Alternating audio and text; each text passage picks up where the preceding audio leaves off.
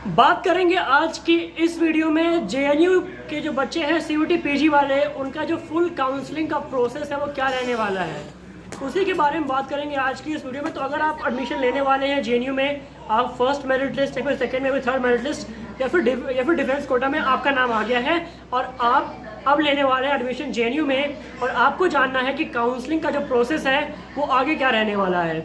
देखिए, जो काउंसलिंग का प्रोसेस है वो पहले स्टार्ट होता है ऑनलाइन से। आप करते हैं फीस पेमेंट, मतलब आप आते हैं, आप यू गॉट सेलेक्टेड, उसके बाद आप अपना करते हैं फीस पेमेंट, फिर आप अपने डॉक्यूमेंट्स अपलोड करते हैं, उसके बाद आपको मिलता है टोकन नंबर और आपको एक डेट मिलती है जिसके दिन आपको जाना पड़ता है जेएनयू में अपना फिजिकल वेरिफिकेशन के लिए।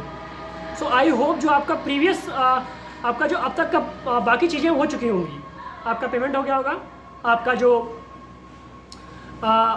डॉक्यूमेंट्स अपलोड करने थे आपने वो अपलोड कर दिया होगा। डॉक्यूमेंट्स अगर कोई नहीं है, जो बच्चे डिफेंस कोटा के उनके बात कर रहा हूँ मैं, जिनका भी ये 26 को आया है, आपकी लास्ट 28 तक है, आपको 28 तक कर देना, मतलब आज तक ही कर देना है। तो जो बच्चे डिफेंस कोटा के, आपको बता दूँ, अगर डॉक्यूमेंट कोई नहीं है तो उसके लिए आप एक्सटेंशन फॉर्म ले सकते हैं, आप अंडरटेकिंग अपलोड कर सकते हैं। आप एक्सटेंशन फॉर्म में आपके पास जितने भी डॉक्यूमेंट्स मिसिंग हैं उन सब का नाम लिख करके आप उन सब की प्लेस पर उसको अपलोड कर सकते हैं और आपको वो जमा करना होगा 14 अगस्त के पहले तक, मतलब आपके पास टाइम है, लगभग फुल जुलाई आपके पास टाइम है। सो अगर हम बात करें आपका जो इसके बाद आपका जो प्रोसेस है, आपको मिल गया एक टोकन नंबर, आपको एक डेट मिल गई कि इस डेट को आपको जेएनयू के कन्वेंशन सेंटर पे जा करके अपना जो फिजिकल वेरिफिकेशन वो कराना है। तो अब बात करते हैं आगे का वीडियो कि आपका जो फिजिकल वेरिफिकेशन है वो कैसे होने वाला है। देखिए, आपको जो मेन यहाँ प्रॉब्लम आएगी वो आएगी, आप न्यू दिल्ली में साउथ दिल्ली यानी कि न्यू दिल्ली में जेएनयू का जो कैंपस है वो लोकेटेड है। अगर आप जाते हैं न्यू दिल्ली रेलवे स्टेशन पे तो वहाँ से आप सीधे जो वहाँ का नियर बाई बस स्टैंड होगा, वहाँ से आप 615 नंबर 615 बस नंबर पकड़ करके आप सीधे जेएनयू के कैंपस पहुँच जाएंगे। 25 रुपये टिकट पर अगर एसी की बस होगी और 15 रुपये अगर नॉन एसी बस होगी तो। बाकी उसके अलावा आप कोई नियरेस्ट मेट्रो स्टेशन अगर आपको जाना हो जेएनयू के तो वो है मुनीर का। आप कहीं पर भी अगर आप आते हैं मेट्रो से जेएनयू में तो आप मुनीर का मेट्रो स्टेशन आ सकते हैं। बाकी इसके अलावा 615 नंबर बस वो जेएनयू कैंपस के अंदर आती है, वो न्यू दिल्ली रेलवे स्टेशन से जस्ट बगल में मिल जाती है।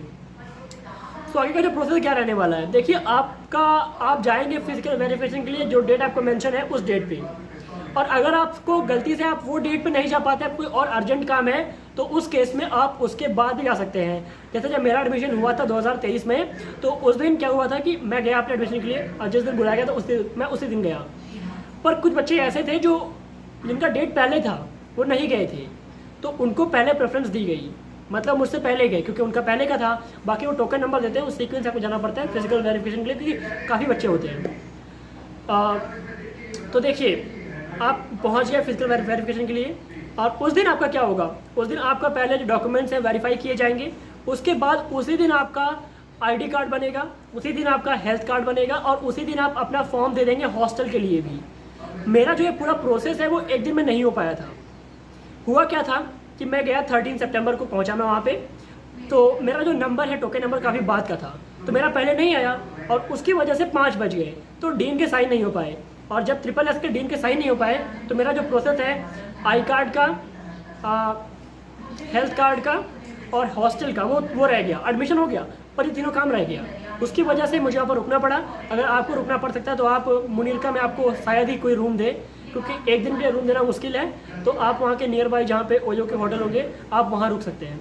बाकी मैं रुका था मुनीरका में, मैंने बात कर ली थी एक घर वालों से उनसे, तो वो एक दिन के लिए रूम दे रहे थे, उन्होंने 200 का रूम दिया था।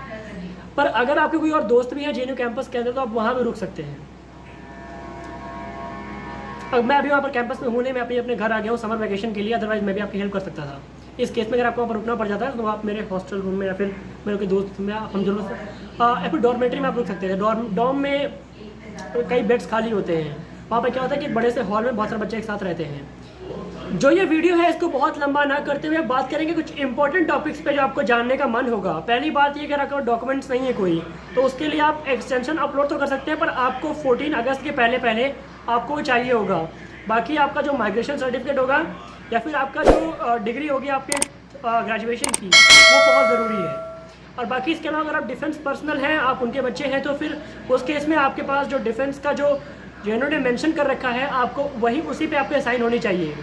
बाकी अगर आपको ये डाउट है कि आप कैसे जाएंगे JNU कैंपस के अंदर, आपको बता दूं, आप किसी भी जो रेलवे स्टेशन वहाँ उतरेंगे तो वहाँ से आपको बसेस मिल जाएंगी या फिर आप मुनीर का मेट्रो आ सकते हैं। अगर मैं आपको JNU के आसपास की बताऊँ प्लेसेस, तो आप पश्चिमाबाद बोल के आ सकते हैं, आप मुनीर का बोल के आ सकते हैं, आप वसंत विहार बोल के आ सकते हैं। तो ये जो प्लेसेस हैं नज़दीक है JNU के। बाकी JNU जो है वो साउथ दिल्ली में लोकेटेड है।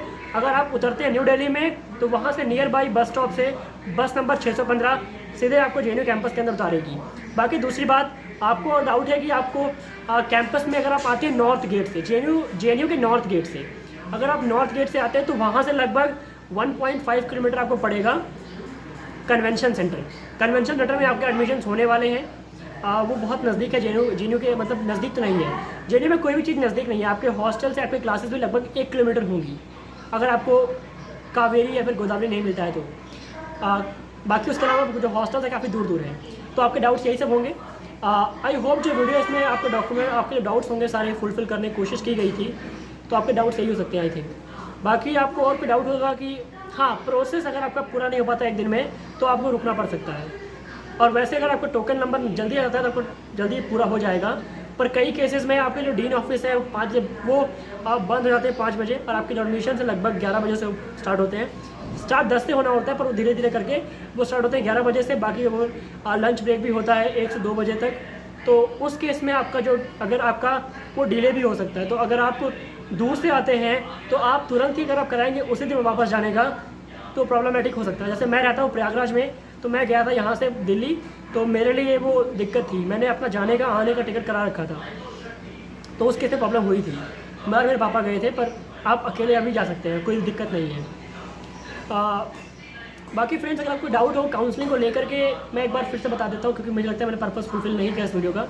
तो आप जाएंगे फिजिकल वेरिफिकेशन के लिए, और उसी दिन आपको जो डेट मेंशन है आप जाएंगे उसी डेट पे।